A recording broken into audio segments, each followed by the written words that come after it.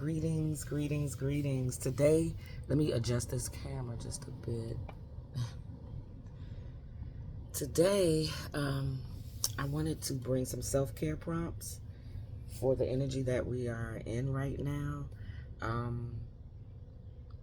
Especially looking at Taurus, because I think Taurus is that grounding earth energy, right?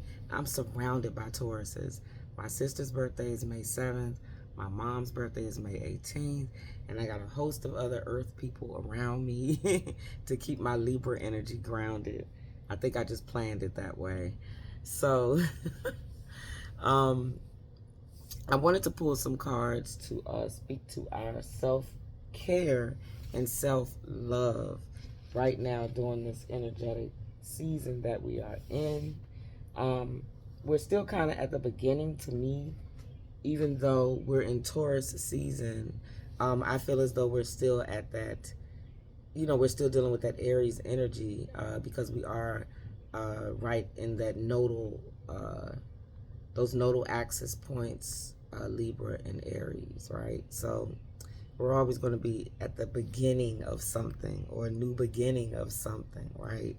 So the first card I pulled out from Jill Powell's decks, the Sacred Self-Care, is connect with your womb. And when I pulled this, this is beautiful. Look at this. It looks like the shape of Aries, right? Our womb, beginning, first beginnings, nurturing our womb, right? It looks just like the zodiac sign of Aries, the ram, right? So when I saw that, I said, oh, this is right on time.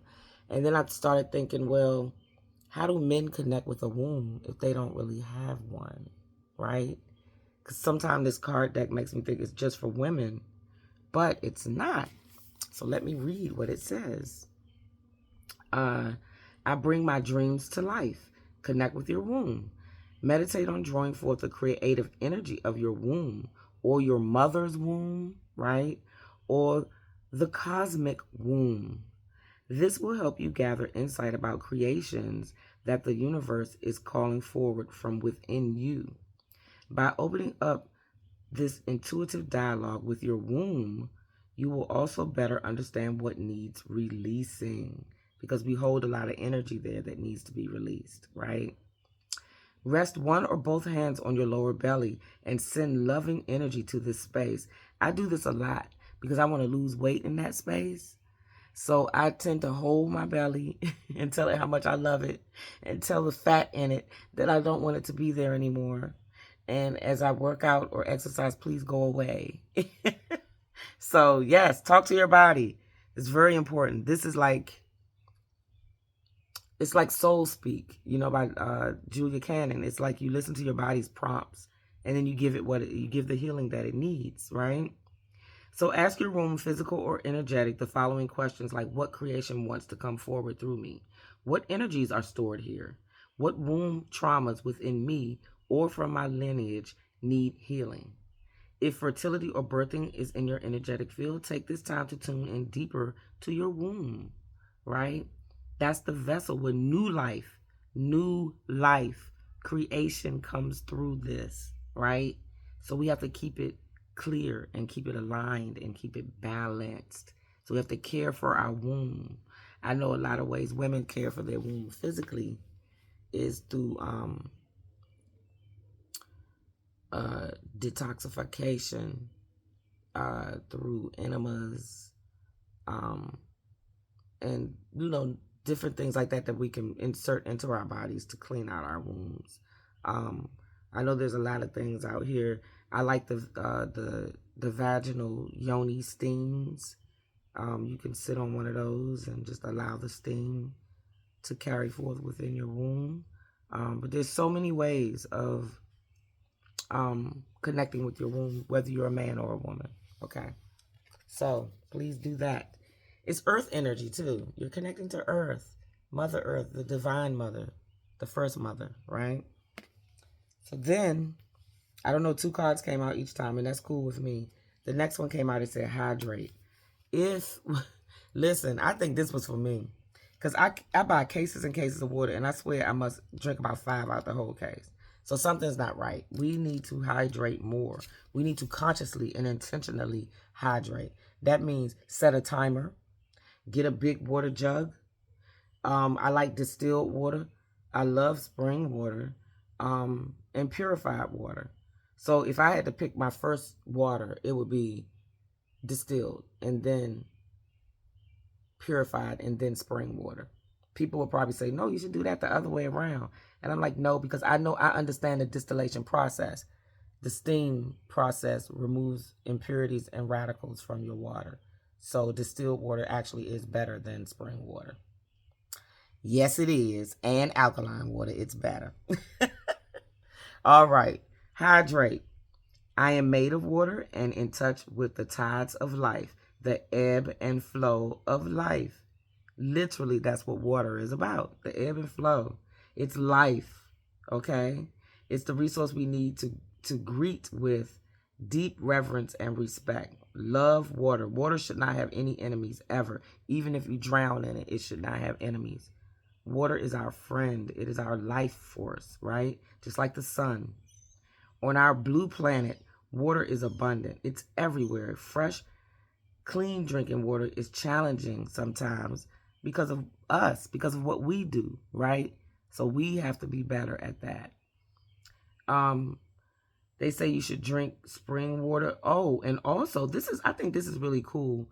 A good shaman sister of mine said she would tell us during the full moons and the new moons to get a blue bottle and fill it with your water and sit it in the moonlight. So you make moon water. You infuse your water with the moon energy and you drink it, right? So I think that's awesome. And you can make sun water too. And you can also sit your water in a room of 432 hertz of vibration and frequencies and drink that too. Okay? So there's so many ways we can institute water, make it fun. Make drinking water fun. Make it there's something here where they're saying, so once you infuse your water with all those positive intentions, right, that we just discussed, then adorn your water vessel with sacred symbols or uplifting words to infuse the contents with positive vibes. Now that's a fun project, to take your bottle and create art on it. Put positive affirmations on it, right? And drink your water after you energize it or activate it in the moonlight or sunlight, or put it in soil, or however you're going to do it. You can actually decorate your bottle, and I think that's what I'm going to do. I'm going to decorate my bottle and make it pretty and put nice, loving, kind things on it. So that's such a great idea because it's energy, and everything is energy. So hydration is very important. And we should be thankful for the fact that we have clean drinking water. Some people don't because of the pollution and the digging up of diamonds and ores in Mother Africa. So they're dirty. The water is not as clean as it should be. But there's always a waterfall. And waterfalls help to clear everything. So I love the waterfalls in Africa and all over the world. We have one called Cunningham Falls in Maryland. I haven't been there yet, but I'm going to go and just sit at it because I think it's a fresh water resource. So hydrate, people. Look how it cleanses the auras around you too when you're drinking your fresh water. It cleanses your aura, not just inside, but around you, because it's energy. Water is energy. It's a flow of energy. Okay, so next, I pulled some self-love cards from this oracle here. I don't know, I might write the name of the oracles down in the description. Sometimes that takes so long and I just want to post the video, okay? So look deeper.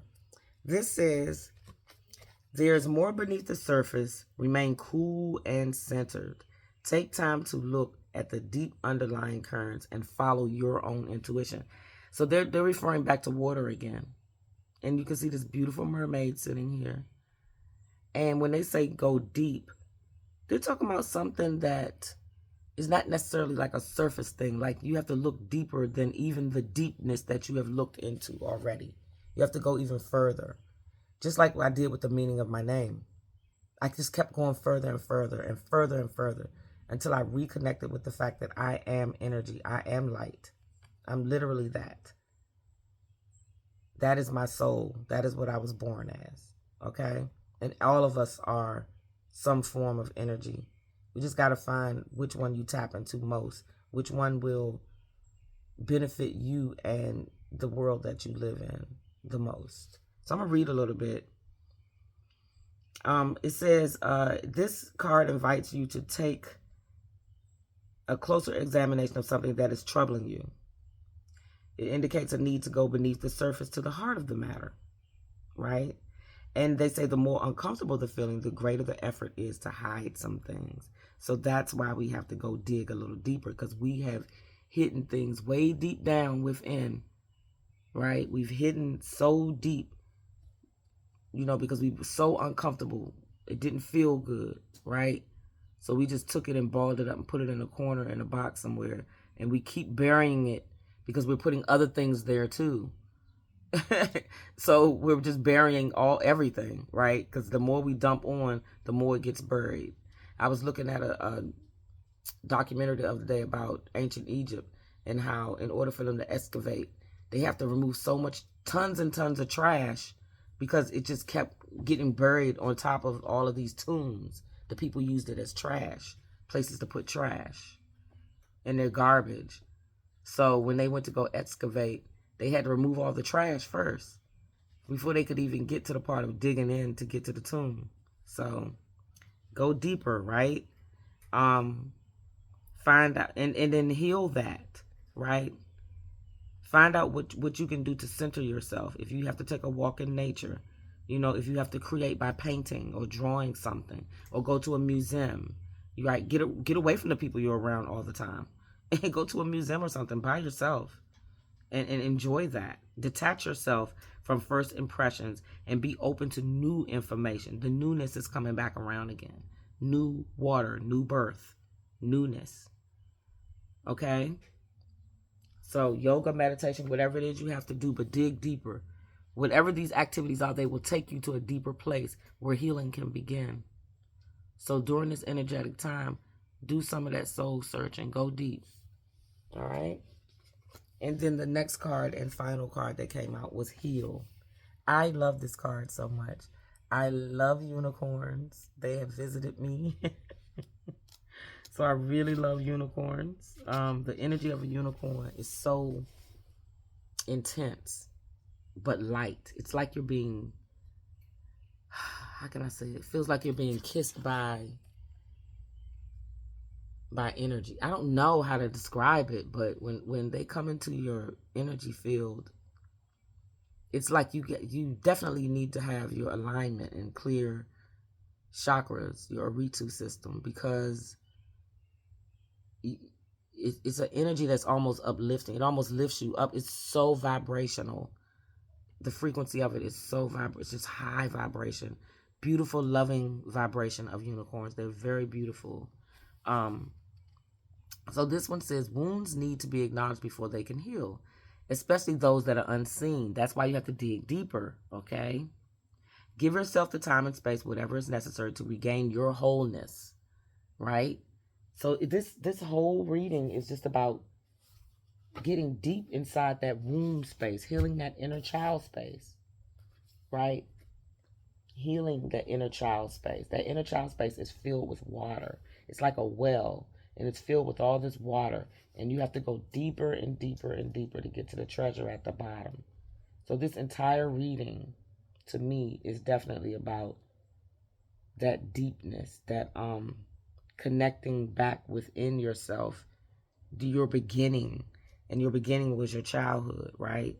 So you have to go back and heal some things there. So this is inner child work. Work is calling for us to go ahead and face what is deep down in there. Bring it up. Look at it.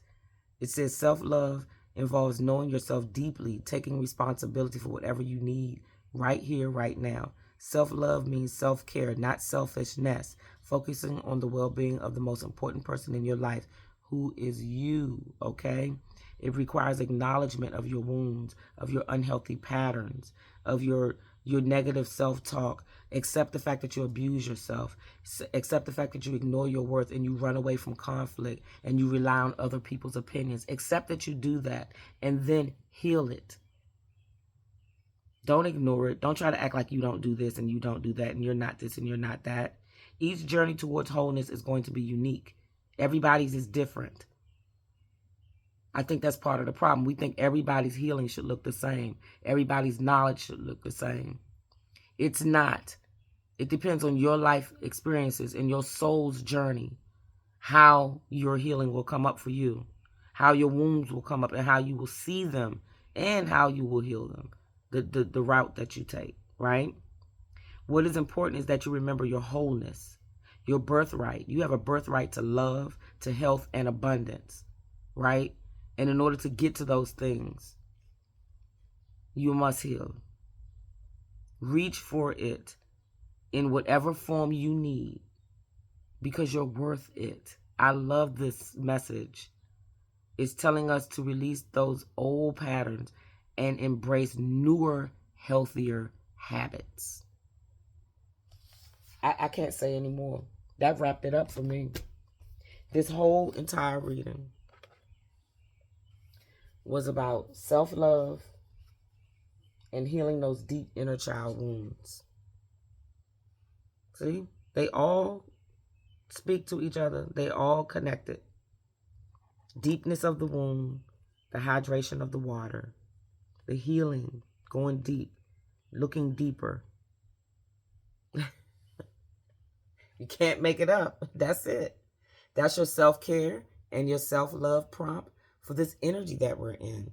And I would say for life in general, like let's take time to look deeper about every 3 or 4 months, right? Let's just go in, get quiet, and get deeper. Each time you do it, you will pull up something else that you thought that you let go of, and you will begin to heal it. So, thank you so much for listening today, taking time out of your busy schedule and your life to come in and listen to me on my Mercury day. I spoke with this beautiful woman. The name of her site is Let Love Rise. But I'm not going to talk about my next top 10 list of women yet. But if you get a chance, check her out, Let Love Rise. She's awesome. And she talks about something called a Mercury Day. And your Mercury Day is the day that you were born on. I was born on a Saturday. So that's the day where I have more energy to come in front of you and speak. There'll be times when maybe it's not a Saturday that I'll do this, but it'll be mostly on Saturdays that I do something like this because I want to live. I want to live. Like a lot of times getting in front of this camera or giving these readings or Spirit pushes me to do it because my throat chakra needs healing, right? So I have to speak, I have to get it out, and I have to do my part in humanity. But I also have to live and take time to live so that I can experience life and the lessons that it has to teach me, and then I can come back and share that with you. So sometimes you're not going to see me in front of this camera all the time. Sometimes I'm not going to plug in for 2 weeks. It'll be maybe every 2 weeks. But I am here, and I hope that the Reiki that I've done to my eyes and my body and the saging that I've done this morning, I hope you feel that energy coming through, right? I hope that we share that space. Today is a rainy day. It's dreary outside, but the birds, they're still tweedledeing, doing their thing. Everything still continues, right? So, and it's so funny that these cards I hadn't pulled these cards, but at first I turned on my light. And then I turned it back off. I said, you know what? I don't feel like having a bright light on me. I'm light. I don't feel like a bright light, but I am light. And I didn't feel like having that on me. So I sat here in the womb, in the stillness, in my shadow, right? So that also speaks to what we need to do. Go into that shadow, pull it up, look at it, examine it, heal it, right? that's the time right now to do that, especially with Taurus season amongst us, right? So thank you so much for listening today. I really appreciate you. Take time to do what makes your soul happy, right? Always remember that. And be happy, be light, be loved. Namaste, Necilia. Thank you.